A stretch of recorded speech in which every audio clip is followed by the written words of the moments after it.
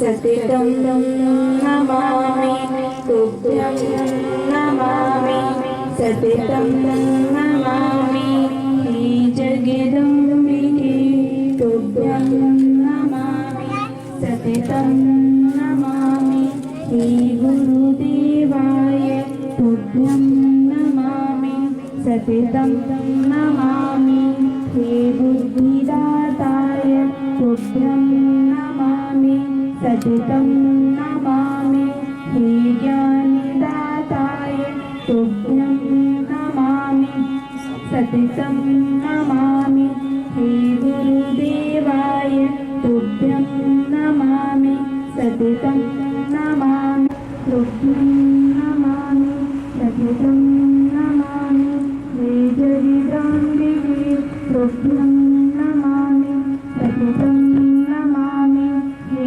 मन्दमालिनि तुभ्यं नमामि सततं नमामि हे खड्गधारिणि तुभ्यं नमामि सततं नमामि हे महाकालाय तुभ्यं नमामि सततं नमामि हे जगदम्बिके तुभ्यं नमामि सततं नमामि हे गुरुदेवाय तुभ्यं नमामि सततं नमामि नमामि देवो नमामि गुरुवर नमामि भवानी नमामि माते नमामि रामं नमामि कृष्णं नमामि सीते नमामि राधे नमामि सीते नमामि राधे। बोलिए श्री गुरुदेव महाराज की महाराज की बोलिए माता भगवती माँ काली की माँ काली की श्रीमन्नारायण नारायण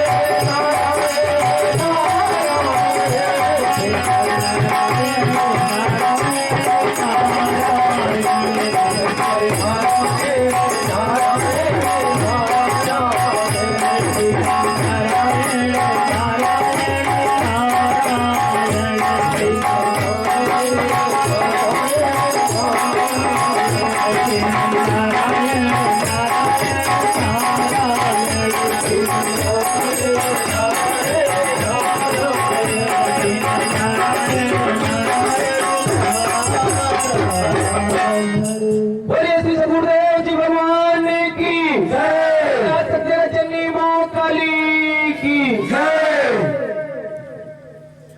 मेरे माँ के भक्तों, जिनके दर्शनों के लिए हमारी आंखें तरस रही थी, ऐसे महान गुरु, ऐसे महान गुरु हम सभी के बीच में आ चुके हैं। गुरुदेव जी का आगमन हो चुका है।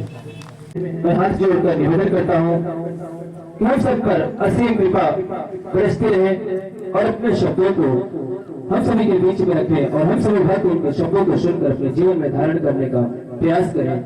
बोलिए आसक्ति जगत जननी मां काली की जय, गुरुदेव जी महाराज की जय।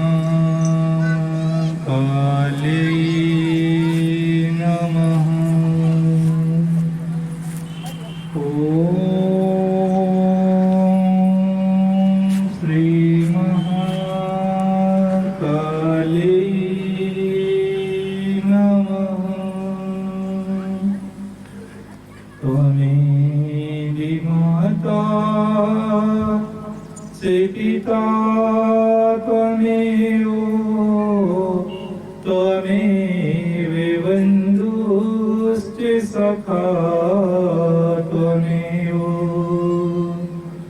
त्वमेव विद्या द्रविणं त्वमेव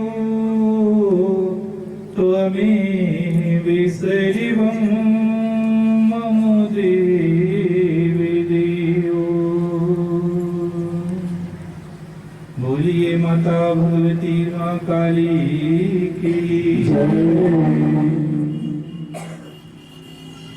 आज इस दिव्य धराधाम पर आए हुए समस्त सूक्ष्म शक्तियों को मैं सत सत नमन वंदन करते हुए उन समस्त सूक्ष्म शक्तियों से निवेदन करता हूँ कि वह अपना यथा उचित स्थान ग्रहण करें। तत्पश्चात यहाँ पर उपस्थित सभी भक्तों के हृदय रूपी मंदिर में विराजमान माता भगवती माँ काली की छवि को देखते हुए आप सभी भक्तों का भी स्वागत करता हूँ, वंदन करता हूँ और माता भगवती माँ काली से प्रार्थना करता हूँ कि आप सभी भक्तों के जीवन में सदैव सुख शांति समृद्धि बनी रहे। आज समय भी बहुत हो रहा है, हम भी कुछ बोलना चाहते थे पर कार्यक्रम बहुत है और आप लोग शांत शांत बैठे हुए हैं, तो कुछ बोलेंगे फिर भी। पर आइए एक बार जोर से बड़े उत्साह के साथ माता भगवती माँ काली के नाम का जय घोष करेंगे। बोलिए माता भगवती माँ काली की जय। बोलिए श्री सद्गुरुदेव जी भगवान की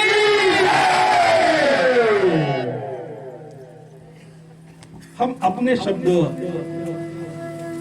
एक भजन के माध्यम से करना चाहते हैं, रखना चाहते हैं, क्योंकि आप सभी बड़े शांत शांत बैठे हैं। अरे आज तो खुशी का माहौल है, क्योंकि माता भगवती जगदम्बा जो दुष्ट विदारिणी कही जाती है, शत्रु संहारिणी कही जाती है, उन माँ के आचरण की छाया में हम सभी बैठने का सौभाग्य प्राप्त कर रहे हैं। इसलिए बड़े उत्साह के साथ हम सब के अंदर एक उत्साह होना चाहिए, एक जोश होना चाहिए कि हम सभी निश्चित ही अपने जीवन को उस माँ की कृपा से सुखी बना सकते हैं। तो अभी तक हम लोग गाते थे कि कन्हवारा पधारो हमारा मैया, लेकिन आज क्या गाएंगे? अरे कन्हवारा पधारी हमारा मैया, कन्हवारा पधारी, तो कन्हवारा पधारी हमारा मैया,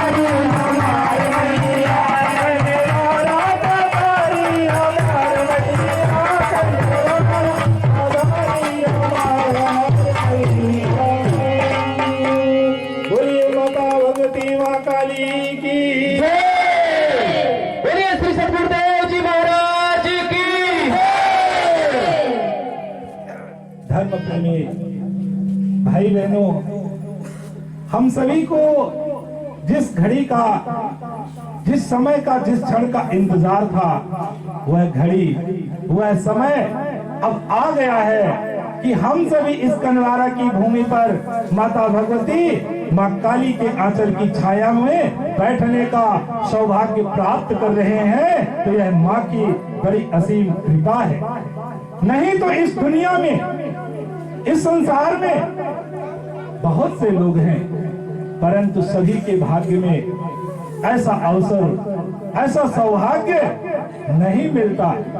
निश्चित है हम सभी इस कनवारा की भूमि पर बैठकर माँ का गुणगान कर रहे हैं, उनकी आरती, उनका साधना कर रहे हैं। निश्चित ही हम बड़े सौभाग्यशाली हैं, क्योंकि माँ तो अत्यंत दयालु होती है, वो करुणामयी होती है।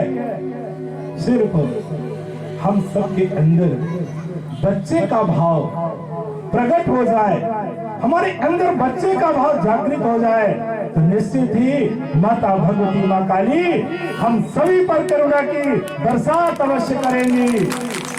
आज हम सभी इस कनवारा की भूमि पर बैठकर माता भगवती, माँ काली की साधना कर रहे हैं, उनका पूजन कर रहे हैं, तो उनके विषय में जानकारी होना भी परम आवश्यक है।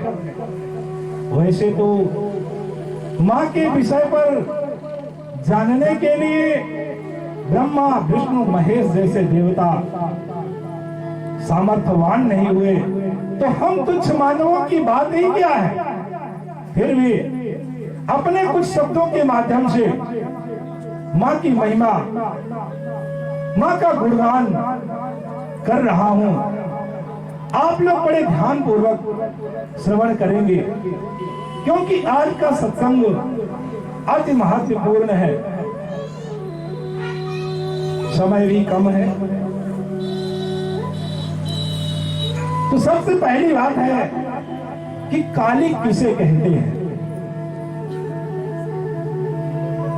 तो जिसके पास काल को भी निगल जाने की सामर्थ्य होती है, काल का अर्थ है मृत्यु का देवता, मृत्यु के देवता काल को भी निगल जाने की सामर्थ्य जिसके पास होती है, उसे माँ काली कहा जाता है। जो सभी को अपने अंदर समाहित करने की ताकत रखती है। जिस प्रकार काले रंग में, ब्लैक रंग में कोई दूसरा रंग नहीं चढ़ाया जा सकता, वो सभी रंगों को अपने अंदर समाहित कर लेता है, अवशोषित कर लेता है। ठीक उसी प्रकार माता भगवती माँ काली भी संपूर्ण ब्रह्मांड को अपने अंदर समाहित करने की ताकत रखती है, क्षमता रखती है। मेरे भाई बहन, कुछ लोगों का कथन है कि माँ का पूजन नहीं करना चाहिए, वो क्रोधित है, उनका स्वरूप भयानक है, डरावना है, इसलिए उनका पूजन नहीं करना चाहिए और ना ही उनकी प्रतिमा को अपने घर पर रखना चाहिए, ऐसा कुछ लोग कहते हैं। तो ऐसे विचार वाले भाइयों से निवेदन करना चाहूंगा कि सबसे पहले तो आप यह विचार करें कि माता भगवती जगदम्बा ने इस विकराल स्वरूप को धारण क्यों किया, क्या जरूरत पड़ गई माता भगवती जगदम्बा को इस स्वरूप को धारण करने की। निश्चित है माता भगवती माँ काली का स्वरूप डरावना है, विकराल है, भयानक है, सब कुछ अद्भुत है। आंखें लाल लाल बड़ी बड़ी, मुख से बाहर निकली हुई लपलपाती जिह्वा, काले लंबे घुघराले बाल, हाथ में खप्त खप्पर त्रिशूल लिए हुए, सब कुछ अद्भुत है, भयानक है। लेकिन यह स्वरूप तो केवल दुष्टों के लिए माता भगवती जगदम्बा ने धारण किया था। दुष्टों का संहार करने के लिए ही इस स्वरूप को धारण किया था। क्योंकि जब धरतियों का अत्याचार बढ़ता चला जा रहा था, शुंभ निशुंभ का अनाचार अत्याचार बढ़ गया था, चारों ओर हाहाकार मचा हुआ था। इंद्र आदि जैसे देवता भी छिप करके अपना समय व्यतीत करते थे। उसी समय एक रक्तबीज नामक महाबलशाली दैत्य प्रकट हो जाता है, जिससे सभी देवता पराजित हो जाते हैं, हार जाते हैं। ब्रह्मा विष्णु महेश जैसे देवता भी रक्तबीज से हार जाते हैं, क्योंकि रक्तबीज को वरदान मिला था कि यदि उसके शरीर से एक बूंद भी रक्त जमीन पर गिर जाएगा तो उसी के समान दूसरा रक्तबीज तैयार हो जाएगा। और ऐसा ही हुआ। जिस समय रक्तबीज और देवताओं के साथ युद्ध चल रहा था, तो देवताओं के प्रहार से जो रक्तबीज के शरीर से रक्त की बूंदें जमीन पर गिरती थी, तो उतने ही रक्तबीज तैयार हो जाते थे। इस तरह से संपूर्ण युद्ध स्थल में चारों तरफ रक्तबीज दिखाई देने लगते हैं, जिसे देख करके देवता डर जाते हैं, थर-थर कांपने लगते हैं।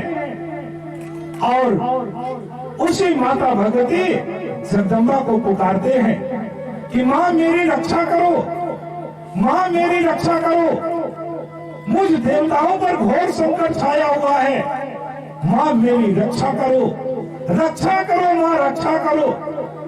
धर्म प्रेमी बंधुओं, आज देवता भी दुखी होकर के माता भगवती जगदम्बा को पुकारते हैं, माँ के आने का राह देख रहे हैं कि किधर से माँ का आगमन हो जाए और इस दुष्ट महाबलशाली रक्तबीज का वध हो जाए, संहार हो जाए। मेरे भाई बहन, जब जब इस धरती पर असुरों का साम्राज्य स्थापित होता है और भक्तों को प्रताड़ित किया जाता है, तो सभी भक्त मिलकर के माता भगवती जगदम्बा को पुकारते हैं। तो वह माता भगवती जगदम्बा हर काल में, हर युग में अनेकों स्वरूपों को धारण करके भक्तों की रक्षा करती थी। तो आइए हम सभी भी उसी माँ को पुकारते हैं, क्योंकि हम सबको भी इस कलयुगी भयावह वातावरण के कारण कोई मार्ग नजर नहीं आ रहा है। तो हम सभी मिलकर उस माँ को पुकारते हैं जिस माँ को हर काल में, हर युग में पुकारा गया था।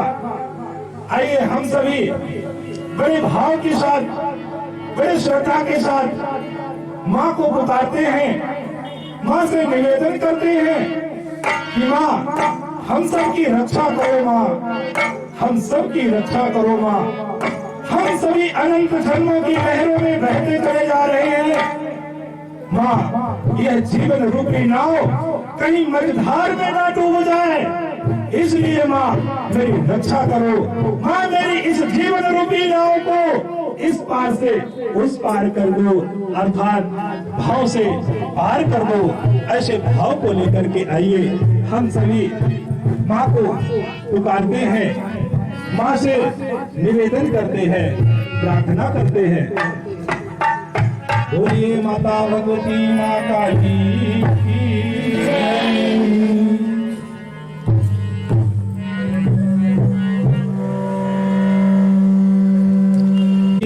जग जननी आदि भवानी सुन लो मेरी पुकार मैया,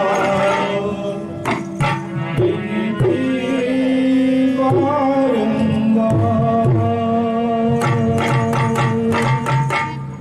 हे जग जननी आदि भवानी सुन लो मेरी पुकार ओ मैया, विनती बारंबार ओ मैया,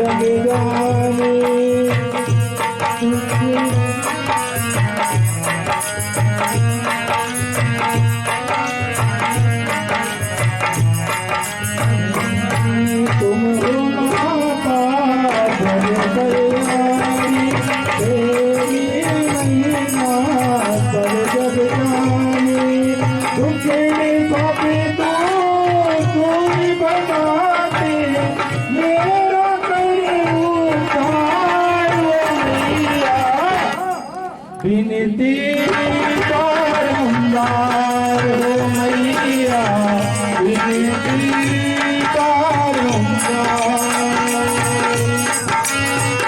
इस तरह से आज देवताओं के पुकारने पर माता भगवती जगदम्बा एक विकराल स्वरूप को धारण करती है और उस दुष्ट महाबलशाली रक्तवृक्ष का संहार कर देती है, वध करके देवताओं को निर्भय बना देती है।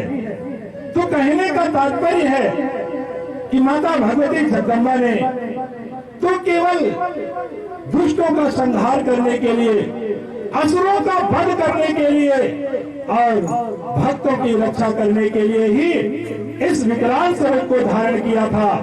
तो क्या हमें उनका पूजन नहीं करना चाहिए? यह तो विचार करने की बात है।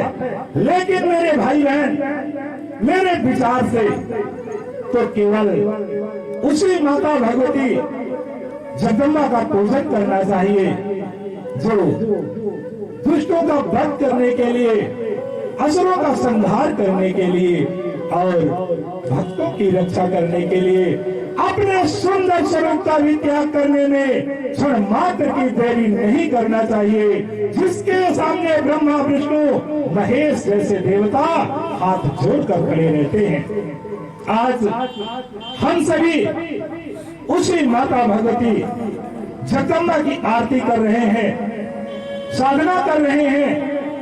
यह बड़े सौभाग्य की बात होती है, क्योंकि जो व्यक्ति माता भगवती माँ काली का पूजन करता है वह सर्व सुखों को प्राप्त कर लेता है, चारों फलों को प्राप्त कर लेता है, अर्थात धर्म, अर्थ, काम और मोक्ष सब कुछ प्राप्त कर लेता है, क्योंकि वह शक्तियों में सर्वश्रेष्ठ मानी जाती है। हमारे धर्म ग्रंथों में भी 10 महाविद्या बताई गई है, जिसमें माता भगवती मां काली का सर्वप्रथम नाम आता है। फिर दूसरे नंबर पर माता तारा का, तीसरे नंबर पर छिन्नमस्ता का, चौथे नंबर पर षोडशी का, पांचवें नंबर पर भुवनेश्वरी का, छठवें नंबर पर त्रिपुर भैरवी का, सातवें नंबर पर धूमावती और 8वें नंबर पर माता बगलामुखी का नाम आता है। फिर 9वें नंबर पर मातंगी का और 10वें नंबर पर माता कमलावती का नाम आता है। इस तरह से हमारे धर्म ग्रंथों में 10 महाविद्या बताई गई है। उन 10 महाविद्याओं में से माता भगवती मां काली का प्रथम स्थान आता है। तो वे शक्तियों में सर्वश्रेष्ठ हैं और वैसे भी कहा जाता है कि शक्ति ही सर्वत्र पूज्यते, शक्ति ही पूजने के योग्य है। वह चाहे चलने की शक्ति हो, दौड़ने की शक्ति हो, बोलने की शक्ति हो, ज्ञान की शक्ति हो अथवा पहलवानी की शक्ति हो, शक्तिमान व्यक्ति ही सम्मान के योग्य होता है। और आज हम सभी उसी शक्ति का पूजन कर रहे हैं, उसी शक्ति की आराधना कर रहे हैं। मेरे भाई बहन, किसी भी शक्ति का पूजन करने के लिए, किसी भी देवी देवता का पूजन करने के लिए हमें यह जानना परम आवश्यक होता है कि उनका निवास कहाँ होता है।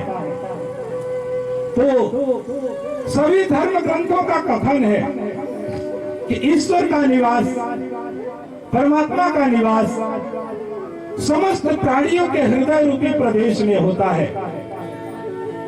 समस्त प्राणियों के हृदय रूपी गुफा में होता है।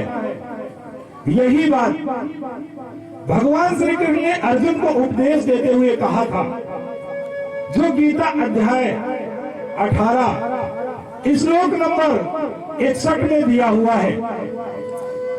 भगवान श्री कृष्ण से अर्जुन ने प्रश्न किया था कि प्रभु, भगवान का निवास कहाँ होता है? तो भगवान श्री कृष्ण ने अर्जुन से कहा था कि ईश्वर सर्वे भूतानां हृदयेर्जुन तिष्ठति। हे अर्जुन, परमात्मा का निवास तो समस्त प्राणियों के हृदय रूपी प्रदेश में होता है। सभी प्राणियों के अंदर ही भगवान का निवास होता है। एक बार की घटना है कि जिस समय ईश्वर ने संसार की रचना किया, सभी जीव जंतुओं को उत्पन्न किया, गाय भैंस बैल शेर चीते सबकी उत्पत्ति किया। सभी जीव अपने अपने नियमों का पालन कर रहे थे। तो परमात्मा को बड़ा आनंद आया, भगवान को बड़ा आनंद आया। तो उनके मन में एक विचार उठ गया कि क्यों ना दुनिया का सर्वश्रेष्ठ प्राणी बनाया जाए, सबसे उत्तम प्राणी की उत्पत्ति की जाए। ऐसा विचार करते हुए भगवान ने जानते हैं कि इसकी उत्पत्ति की मानव की, क्योंकि मानव ही दुनिया का सर्वश्रेष्ठ प्राणी है। तो भगवान ने मानव की उत्पत्ति किया। उत्पत्ति करने के बाद मानव भी दिन 2 दिन 3 दिन इस पृथ्वी पर संसार में जीवन जीता रहा। इसके बाद 3-4 दिन बाद मानव भगवान के पास शिकायत लेकर के पहुंच जाता है और कहता है कि भगवान, जब आपने हमें पैदा किया, उत्पन्न किया, तो वहां हमारी व्यवस्था क्यों नहीं की? भगवान ने कहा कि हमने तो तुम्हें सर्वश्रेष्ठ प्राणी बनाया है, फिर भी तुम शिकायत लेकर आ गए हो, तो बताओ क्या चाहिए तुम्हें? मनुष्य बुद्धिमान तो है ही।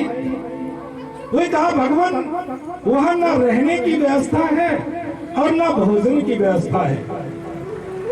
तो भगवान ने कहा चलो ये भी पूरा किया। मानव भगवान के पास से वापस आकर फिर कुछ दिन अपना जीवन अपना समय व्यतीत किया। फिर कुछ दिन व्यतीत करने के बाद फिर मानव को कमी महसूस हो गई। फिर वो शिकायत लेकर के भगवान के पास जाता है। फिर भगवान से कहता है कि भगवान हमारी वहां कोई व्यवस्था ही नहीं है। भगवान बोले अब क्या कमी हो गई? मनुष्य बुद्धिमान बोला भगवान वहां न चलने के लिए गाड़ी है, न घूमने के लिए कोई व्यवस्थाएं हैं, बहुत कमियां हैं भगवान। भगवान ने क्या चलो ये भी पूरा करते हैं। मानो अपनी इच्छा अनुसार वस्तु पाकर फिर वापस आ जाता है और कुछ दिन जीवन व्यतीत करता है। जीवन व्यतीत करने के बाद फिर उसे कमी महसूस होने लगी। इधर भगवान भी विचार करते हैं कि ये तो मानव है, खोज ही लेगा। तो जहां पहले मिलते थे वह एक जंगल के कंदरा में जाकर बड़ी आराम से विश्राम करने लगे। मानव कुछ दिन खोजने के बाद मानव उस गुफा में भी भगवान को ढूंढ लेता है और कहता है कि भगवान आप यहाँ छिप करके बैठे हैं, हमें उत्पन्न कर दिए, वहाँ कोई व्यवस्था नहीं है। भगवान चकित रह जाते हैं कि अरे हमने तो दुनिया का सर्वश्रेष्ठ प्राणी बनाया, बुद्धिमान प्राणी बनाया, लेकिन मानव करना कुछ नहीं चाहता, पाना सब कुछ चाहता है। ऐसा भगवान विचार करते हैं और कहते हैं कि मानव चलो तुझे यह भी दिया। मानव फिर लेकर के वापस आ जाता है और कुछ दिन आराम करता है। इसके बाद फिर कमी महसूस होने लगती है। कमी महसूस होने पर वह भगवान की तलाश में फिर निकल पड़ता है। अब इधर भगवान विचार करते हैं कि मानव तो सर्वश्रेष्ठ प्राणी है, वो हमें अवश्य खोज लेगा। कहीं भी छिप जाएंगे तो वो अवश्य खोज लेगा।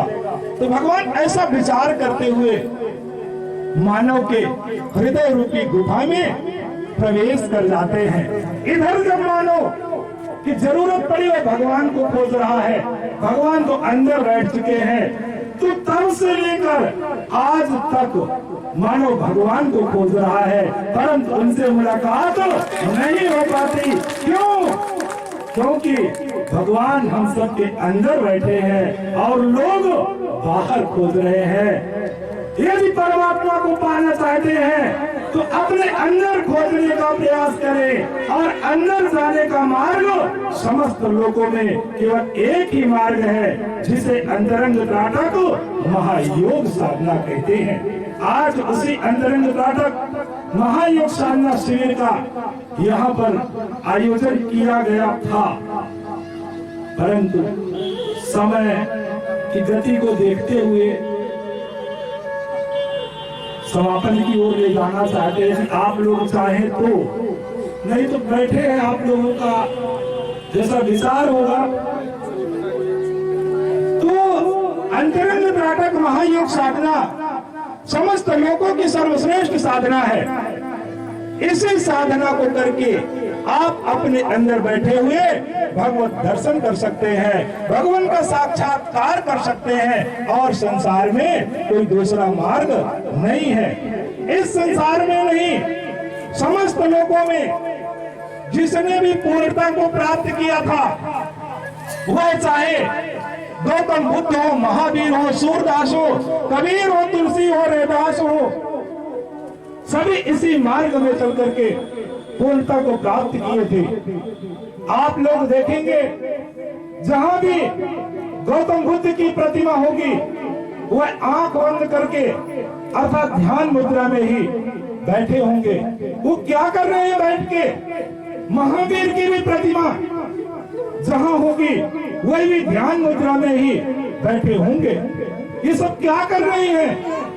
वह सब यही साधना कर रहे हैं जो समस्त लोगों की सर्वश्रेष्ठ साधना है, अंतरंग त्राटक महायोग साधना। इस साधना के माध्यम से आप अपनी सभी प्रकार की समस्याओं का समाधान अवश्य कर सकते हैं। वह समस्या चाहे भूत के रूप में हो, प्रेत के रूप में हो, पितर के रूप में हो, ग्रह दोष हो, रोग हो, वास्तु दोष हो, इन सभी प्रकार की समस्याओं का समाधान इस अंतरंग त्राटक महायोग साधना से किया जा सकता है। इसीलिए कहा गया है कि अब होगा दुखों का अंत, अपनाए योग अंतरंग। अब होगा दुखों का अंत, अपनाए योग अंतरंग। अगले 13 तारीख से ये साधना ही कराई जाएगी। आज समय कम होने के कारण साधना नहीं कराई जा रही, क्योंकि कुछ कार्यकर्ताओं का भी चयन करना है। इसलिए अपने शब्दों को विराम देते हुए पुनः एक बार माता भगवती माँ काली से प्रार्थना करते हैं, निवेदन करते हैं कि आप सभी भक्तों के जीवन में सदैव सुख शांति समृद्धि बनी रहे। यही हमारी दुआ है, यही हमारा आशीर्वाद है। बोलिए माता भगवती माँ काली की जय। बोलिए श्री सद्गुरुदेव जी भगवान की। अच्छा लग रहा हो, बच्चों की याददाश्त कमजोर हो गई हो, इन सभी प्रकार की समस्याओं के समाधान के लिए अगले 13 तारीख से साधना कराई जाएगी। क्योंकि माता भगवती माँ काली के आने का इंतजार था, वह आ चुकी है। निश्चित ही उनकी कृपा आप सभी पर होगी और आप सभी के दुख अवश्य दूर हो जाएंगे। बोलिए माता भगवती माँ काली की जय। बस आगे चलाइए। बाकी भक्तों, आप सबके लिए बड़ी खुशी की बात है, माता जी आ चुकी हैं। इस उपलक्ष्य में इस दीपदार धाम पर सुंदर सा दीप यज्ञ महोत्सव रखा गया है, जिसमें 1100 दीपें जलाई जाएंगी। अब उस दीप में आपका कौन सा दीप होगा ये मुझे नहीं पता है। बड़ा सौभाग्य है हम सभी माँ के भक्तों का दीप जलाने का। आप सभी भक्त सादर आमंत्रित है, आए माता रानी के श्री चरणों में नमन बंदन अभिनंदन करते हुए अपने नाम का दीप अवश्य जलाए। 7 बजे टाइम है, इसका टाइम विशेष ध्यान रखेंगे, टाइम का आप विशेष ध्यान रखेंगे, क्योंकि जितना भी गुरुदेव जी के द्वारा समय निर्धारित किया जाता है उसमें 10 से 5 मिनट इधर हो सकता है। मैं आप सभी से निवेदन करता हूँ, शाम 7 बजे आप सभी के नाम का कौन सा दीपक होगा ये आपको चयन करना है। बोलिए आदि जगत जननी माँ काली की, बोलिए श्री सद्गुरुदेव जी भगवान की।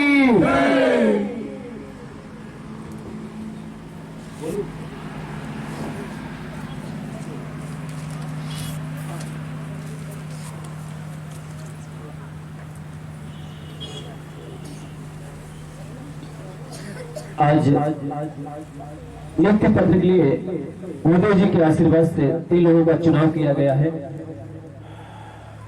बड़े सौभाग्य की बात है कि गुरुदेव जी के आशीर्वाद से आज उनके कंधों पर कुछ जिम्मेदारियां दी जा रही हैं। तो इन्हीं में से सबसे प्रथम मैं बुलाना चाहता हूं नरेंद्र प्रताप मौर्य, जो कि कटनी से हैं, पद युवा प्रकोष्ठ प्रदेश अध्यक्ष। इनके लिए एक बार जोरदार ताली होनी चाहिए नरेंद्र मौर्य जी के लिए। बड़ा सौभाग्य है इनका। राजगुरु जी के आशीर्वाद से मैं इनको सम्मानित करने के लिए बुलाना चाहता हूँ। हमारे कर्नाटक के ब्लॉक अध्यक्ष श्री रमेश जी निगम आए, उनका सम्मान करें। बड़े सौभाग्य है क्योंकि गुरुदेव जी का आशीर्वाद और माता जी के आशीर्वाद से आज इन्हें जो जिम्मेदारियां दी जा रही हैं, तो निश्चित है पूर्णता पूरे हृदय से इसे निभाने का प्रयास करेंगे, प्रयत्न करेंगे।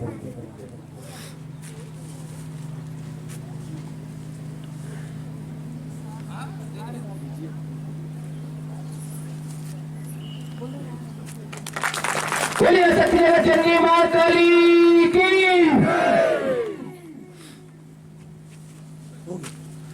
अब इसी कड़ी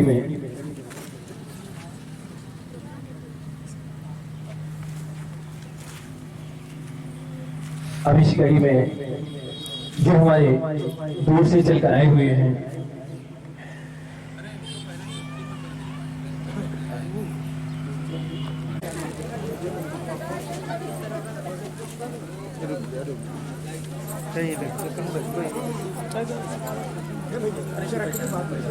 ऊपर लगा एक ही ऊपर रखना है ऊपर। अरे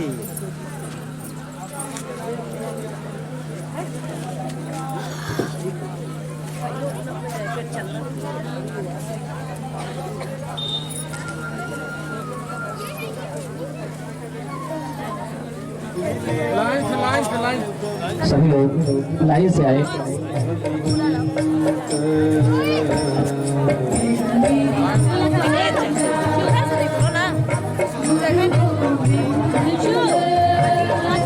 तुरंत जाके इधर हो, सब ऊपर पहुंच जाए उन गाड़ी के लिए। बड़ा लाइन बना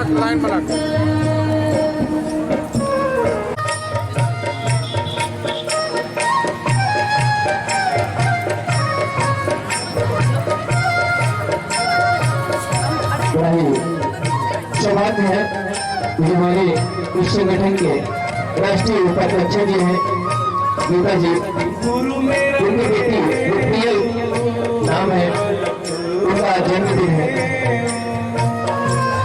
सभी भक्तों से मैं निवेदन करता हूँ कि उस बच्ची को आशीर्वाद दें और माता रानी से निवेदन करें हमारा सदैव, हमारा परिवार है सदैव उनका फूलता और बनता रहे।